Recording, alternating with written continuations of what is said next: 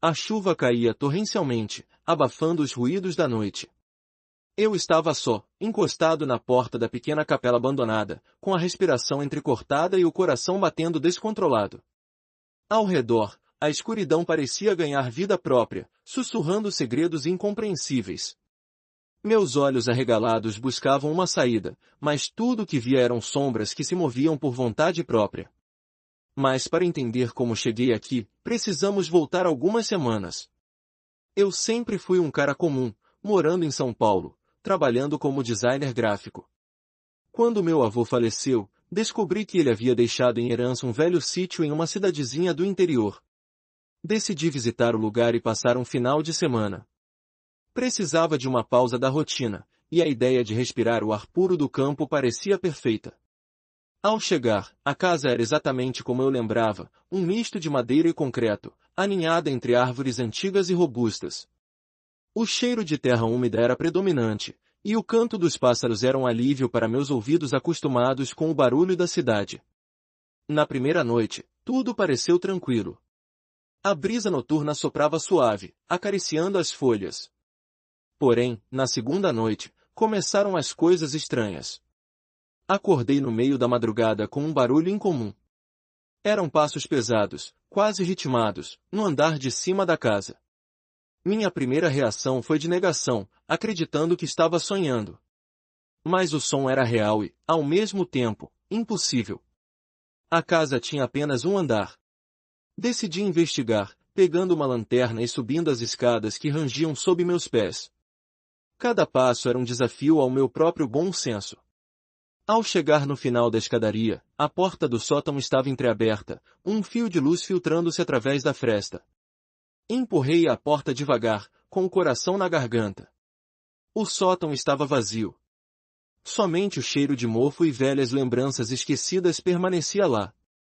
Suspirei aliviado e decidi voltar a dormir. Mas, enquanto descia, a porta rangeu devagar, fechando-se sozinha. A sensação de estar sendo observado não me deixou descansar pelo resto da noite. No dia seguinte, fui ao vilarejo.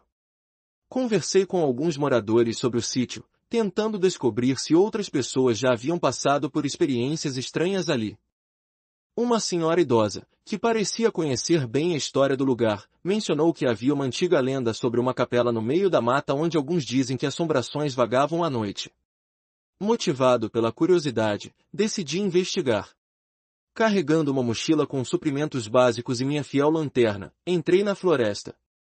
O ar lá dentro era mais úmido, e um doce aroma de madeira podre pairava no ambiente. As árvores altas bloqueavam a maior parte da luz, criando sombras que dançavam ao meu redor. Depois de quase uma hora de caminhada, cheguei a uma clareira onde a velha capela se erguia, carcomida pelo tempo e pela vegetação que insistia em reclamar o que era seu por direito. Ao entrar, senti um arrepio percorrer minha espinha. O interior estava coberto de poeira, e o som do vento assobiando pelas frestas era quase um lamento. Foi quando vi um homem de roupas antigas parado no altar, me encarando com olhos vazios. Minhas pernas congelaram. Ele começou a murmurar, palavras que não consegui entender, mas que se cravaram na minha mente, despertando um medo visceral. Movi-me para trás, esbarrando em um banco de madeira que caiu, quebrando o silêncio sepulcral. Lembrei-me da história que a senhora havia contado, falava de um padre que havia enlouquecido, condenando todos os que visitavam aquela capela, mantendo-os para sempre ao seu lado. A compreensão de que eu estava diante do próprio espírito me abalou profundamente. Com um esforço tremendo, dei as costas e corri para fora, o som dos passos ecoando à minha volta.